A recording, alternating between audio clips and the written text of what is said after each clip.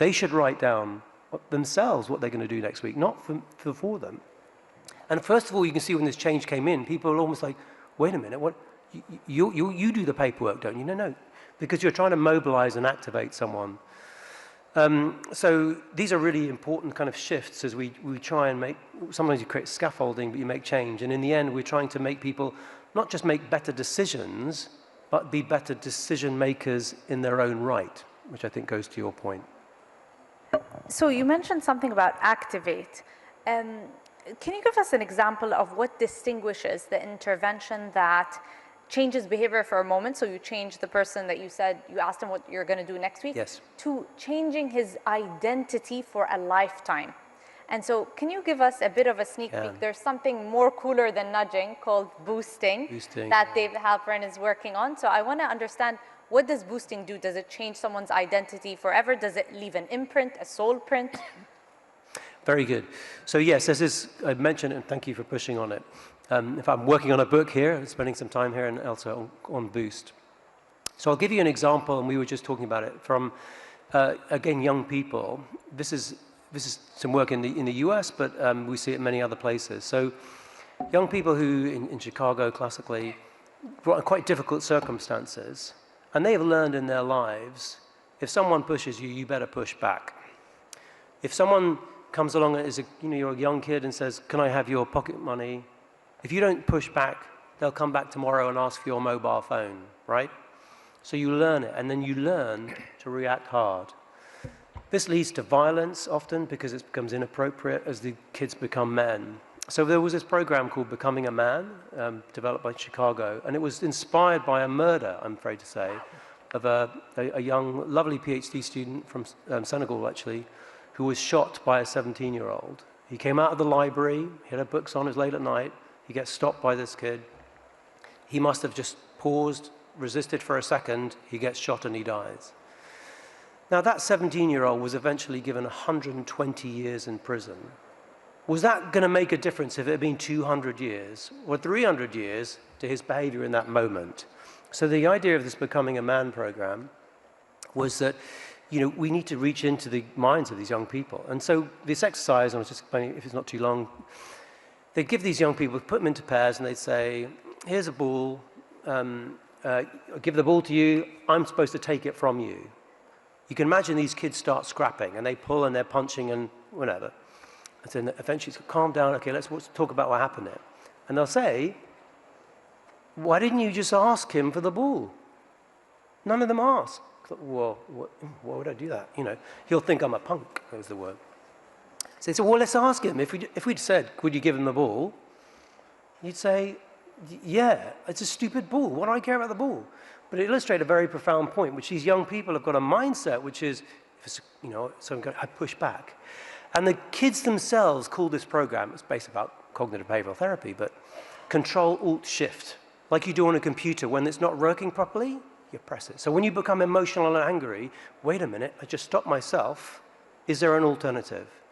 So if that's not a nudge now, that's what we would call a boost, a very powerful program, halves violence, halves subsequent arrest in these young people.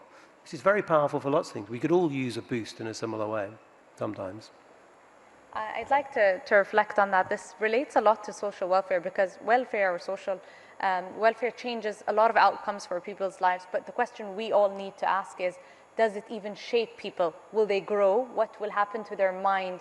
Do they still depend on us? And I think that's where empowerment comes into place. I have one more question. If we want to be successful or truly serious about empowerment in different realms of policy, what should governments stop doing even when it looks successful on paper, but actually it doesn't change anything, because if you remove that system, that person will not change his behavior forever. So it's kind of going beyond the nudge, but it might look amazing on paper. Can you give us an example on that? Well, I think we often see it in welfare systems where people become dependent. Other examples we see in other countries is that the example I mentioned earlier is because the systems are often designed on the basis we think you might be cheating, and so they inadvertently signal, because one of the things about human beings is we don't quite know what other people think, and so we have to infer. And if a system is treating us like I might be cheating, then I think, well, maybe everybody else is cheating, right? It becomes actually potentially toxic. So there are times where if we build this scaffolding to make the change, to get someone back to the labour market or whatever it will be, we should also think about, can we dismantle it and will it persist? And so that's true in many areas where, you know, be it on diet or whatever, why we often move to reformulation, because we want to move the upstream things. We can remove the scaffolding and the behavior will change. Or in the example I gave earlier, that the young person is literally thinking differently. Their system 2, as we would say, kicks in at the right moment. So we can step back. They'll look after it themselves. Thank you, David. Minister Masagos, you govern across culture, policy, real human capacity. And what distinguishes, I think, your work is it doesn't just begin with policy, it begins with people. So I want to place you inside the moral tension of social welfare. Mm-hmm. How does Singapore balance providing social support while preserving the agency of these beneficiaries and enabling empowerment without the scaffolding? Yes.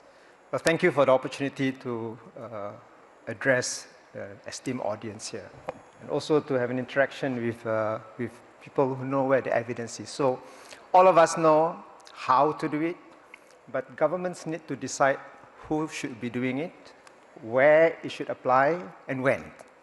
And what we have decided when I took over about 7 years ago, the Ministry for Social and Family Development, is to shift focus on the individual to the family. That was the first paradigm shift we did.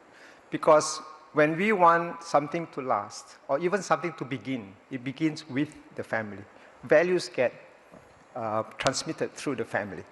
And also, while rights are important, very critical, to ensure rights of children, women, everything must be provided for, we must also recognize, at least in our societies, that duties are as important. So duties is always something we balance with rights, and that happens best in a family. So the family need to be functioning, and therefore, in defining a functioning family in Singapore, we put it quite simply in 3 S's, which we measure with our researchers and so forth. Are they stable? Are they self-reliant? Do they attain self-mobility? Now, this applies to all families.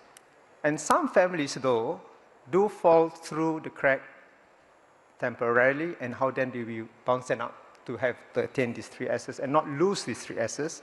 But some family can be entrenched because of their circumstances and so forth. And therefore, where do we start this work? We have now shifted from from waiting for the families to come to us when they have trouble, to knocking doors, identifying who would be vulnerable, and being proactive and upstream. And this is something is very difficult to do because it's more costly and takes a lot of time. And it's harder for research to show that you have prevented something from happening because it didn't happen. And therefore, we have to sort of reshape how we approach this and going upstream. As an example, we now have looking at the data of those who we think in all probability, using AI, using data, large models and so forth, say these are the group of families we should knock doors, and then we want to provide support for them. And here is who should be doing it. And it is not something we have decided, and we think that no government can do it alone, and to bring all the community assets together, including volunteers who become befrienders to these families, corporates who have money, who at one time will just give the money to philanthropies and then walk away and say, I've given millions of dollars, but to measure the impact and to make it a sustainable contribution. Not one time, not 2 times, but how many years for the impact to be felt, then it's reported back to them. And also professionals who need to be uplifted. So a whole of society approach, and then using the sciences that our esteemed researchers tell us over time how it has changed and what we can do, and put that together. I think that's the framework with which our government addressed this problem. And like you mentioned, it's moving from social welfare to empowerment, self-reliant. On that, Minister, I want to ask you, how do welfare systems strengthen dignity and ownership? And if you can give us an example, when you said the focus is on family, did you use behavioral science to nudge them maybe, or you're thinking of a policy that will boost them towards not relying only on the system and not creating this dependency? Because it's also a mindset among beneficiaries. Indeed, indeed. In fact, this is the gist of the design that we have in a program we call Comlink Plus. First, identifying who will be vulnerable, and then inviting them to join the program, not telling them you have to join the program, inviting them. Actually, half of the families we outreach to joined us. The other half say, either leave us alone, or we don't believe this program, or whatever reason, but you want to respect them for that. And the families that come with us, we provide them three important resources. Number one, the befrienders, people who need to be there for no other reason than I care, not because I want to, I have something more than you and I want to share with you, or whatever it is. I just want to be your friend. And therefore, people they can go back to when they have problems they need to share about, personal problems. And then we have what we call almost a para-counselors, para-social workers. These are trained about programs, not the social work type of program, but what programs are available to nudge them to do, for now, three things. Number one, to ensure they keep their children in school. Enroll the children early, because preschool is a very important part of development. If they may have given up on their lives, we want them to see the future in their children.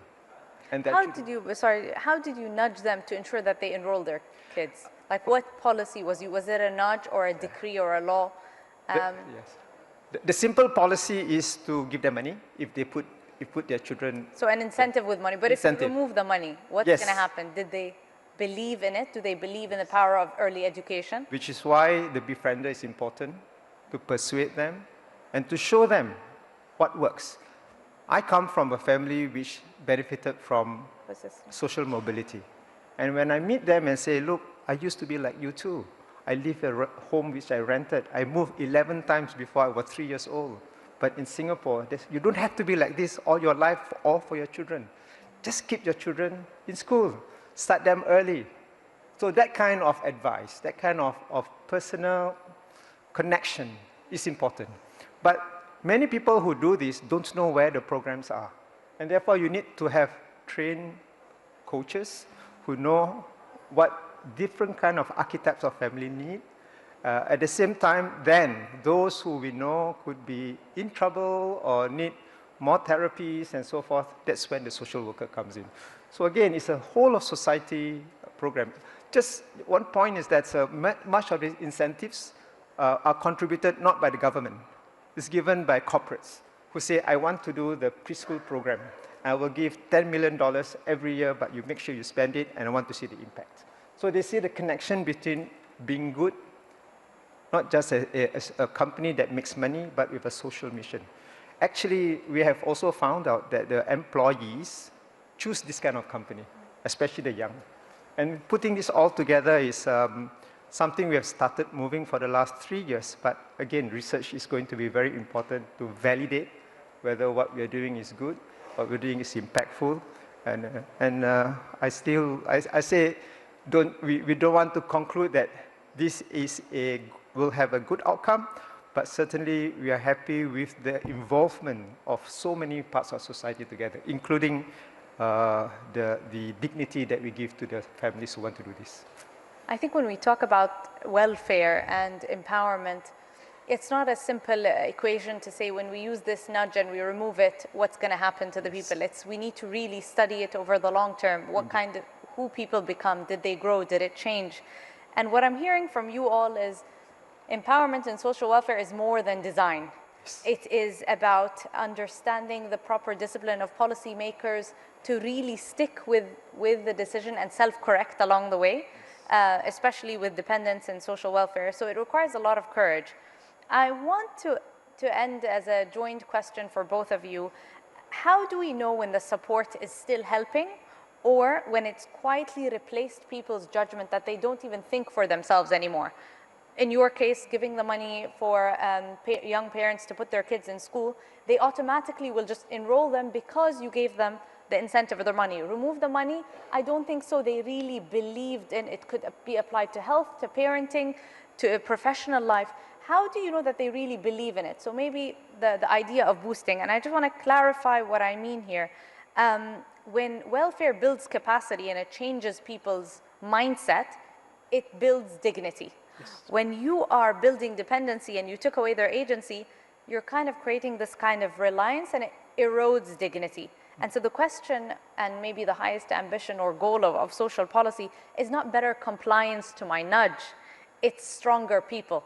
And goes back to, David, what you said, it's did we grow people, did we change them, did we change the mindset of that guy? So what's your 2 cents on that, on building capacity, and what empowerment by design truly means? So it's very interesting that you talked about parenting too, because I think there's a classic kind of a distinction often made in parenting, which is very relevant to government, which is when you're teaching your kids. It's normally a contrast between, are you liberal? You do whatever you want. Like, that turns out, by the way, not to be great, often. Or do you be authoritarian, which is, I tell you exactly, you could do this, very, lots and lots of rules. That's not great either. And the magic formula is what's called authoritative. So you intervene occasionally, but you explain to your child why. When they're going to put their kids in the electrical socket, you don't just say, no, we never do that. So you shouldn't do it because you explain why. And what's the difference? Is because authoritative means that you now understand the world and it sticks, it persists when you're not there as well, right? And that to some extent applies to governments too. We need to be in the authoritative space. You talked about, I think, dignity. I tried to give you an example earlier. A key part about that is you're no longer being a policeman, but you're respecting the person's dignity and they're building their own agency. But the last thing which we touched on, I think, is incredibly important and often underestimated in Western governments, is the social network and the community. It's the family, absolutely. Who is your first line of call for welfare when you need it? It is your family. It may be your neighbors, your friends. Only late on is it often government. And it often reminds me of some work we've been doing at the moment with communities and community building, is that it's been underestimated the importance of building the community infrastructure. Singapore, famous the example of it. And it reminds me of almost a biblical example, you know, of the feeding of the 5,000. How does that work? We sort of see it in everyday life, where you enable people to mutually support each other is an incredibly powerful tool, which you don't see if you only see it welfare through a very narrow individual lens. Yes. What's your take on the authoritative space of government? Well, the most important thing for me, at least, is to have the courage to share and to open this data to researchers, to people who will then present this and criticize you in public to say, no, this doesn't work. Or the evidence says that you have to shift it somewhere else. For the longest time, governments have internal mechanisms to do that, and you can hide your embarrassment because you don't share the data.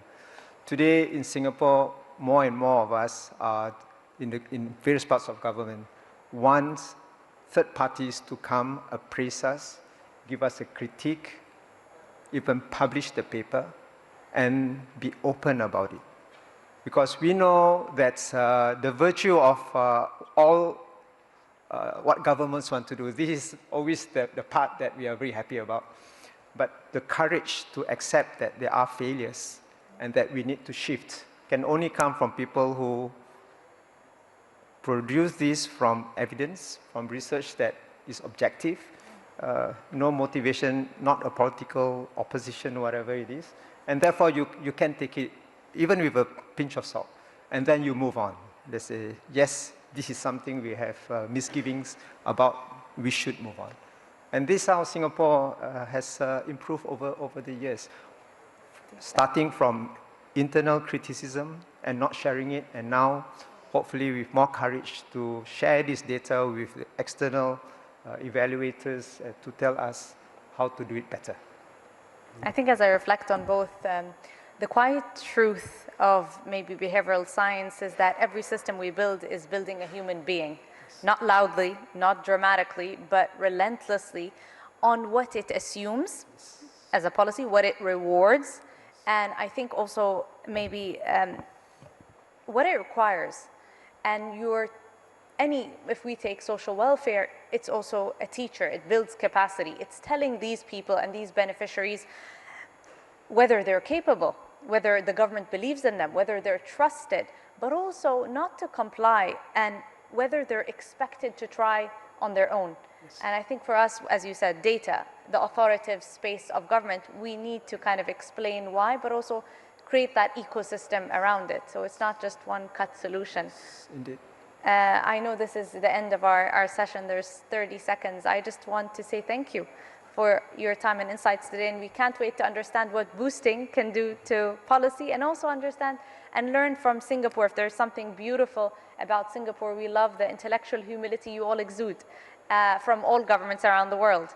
And maybe Dave Halpern said it so perfectly that any innovation that happens around the world, you'll always see a Singaporean learning from that innovation. And I think it's something that also the UAE exudes, the love for learning and the love for self-correction. And I hope all of us as governments continue to improve our social policies. And thank you all for your time. Thank you. Thank you.